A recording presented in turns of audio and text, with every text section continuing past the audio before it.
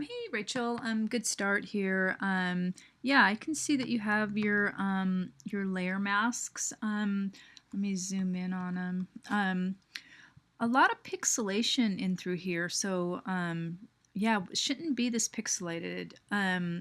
Though I like, you're doing a really good job in the beginnings of your masks. You can use all the tools. You can use the smooth tool. Um, that's under, well, see, I have my tools set up differently, but or the smudge tool, I mean, to smooth out some of the edges in your masks.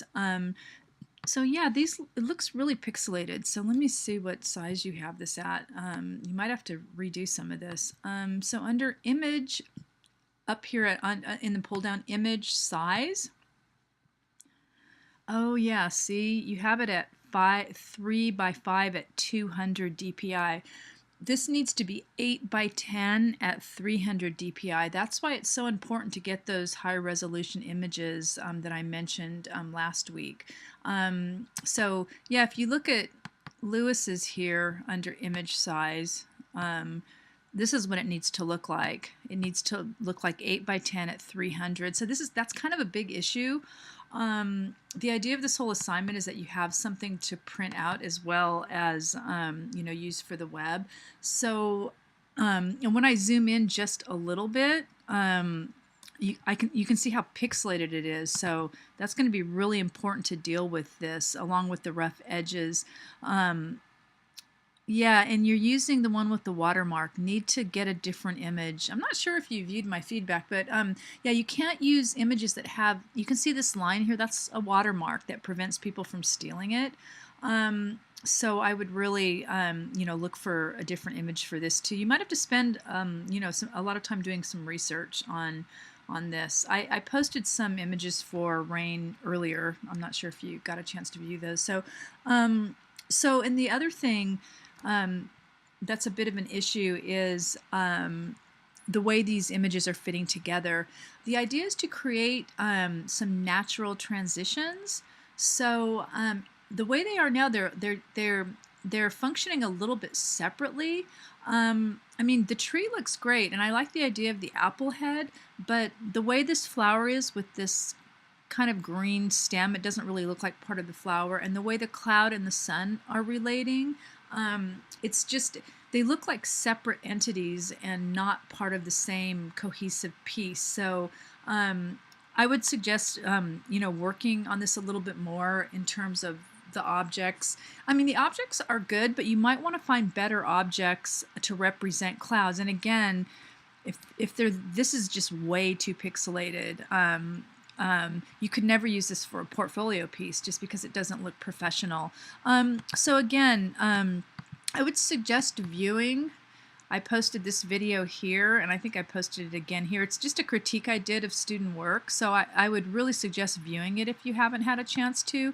And again, it goes over some of these examples that I've talked to, I've shown before.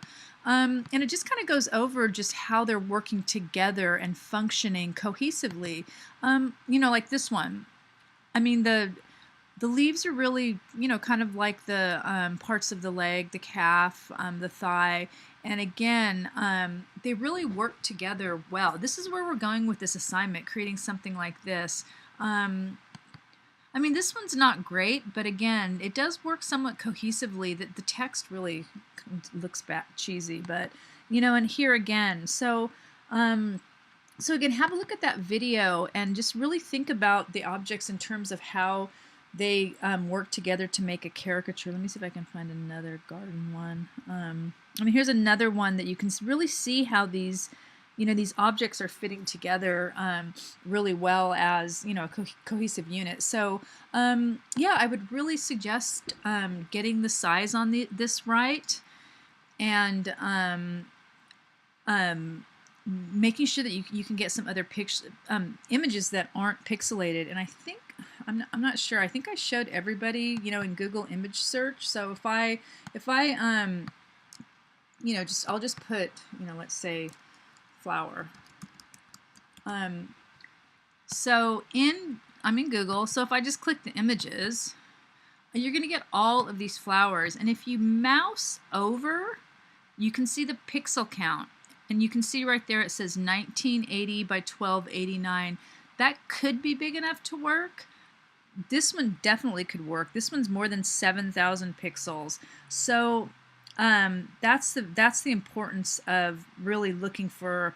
This one could work too, 1920, but make sure you don't get one with what's, you know, with a watermark in it. Let me see if I can find. Yeah, those are just things that people put over so you can't use it. You can't steal their images. Just a second.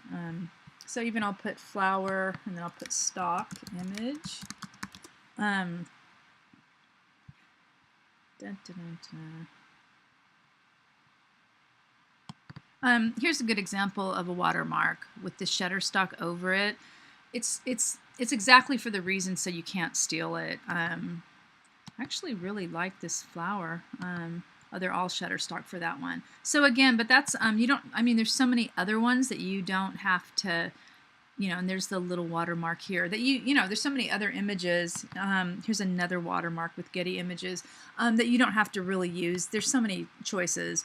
Okay, so then, yeah, so you have a little bit of work to do, and it would be really great if you could spend some more time on this and repost it by Sunday or Monday at the latest, because there is going to be point deductions. And I hope that you're viewing these rubrics too, because if you open this up, excuse me, it really goes over everything that you're graded on. You know, I added these things. So again, have a look at what you're required. Again, you don't have your text either. So these are all what you're, you know, these are the reasons why students lose points. So just have a look at this, because this is exactly what I copy into the grade book.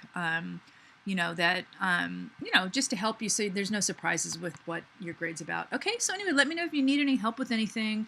Again, very important to really look at those specifications and, you know, requirements, because really if you were doing this for a client and you miss the specs, it wouldn't really be very good. You might not get paid, you might not get another job with the same client, etc., etc. Okay, so anyway, let me know if you have questions.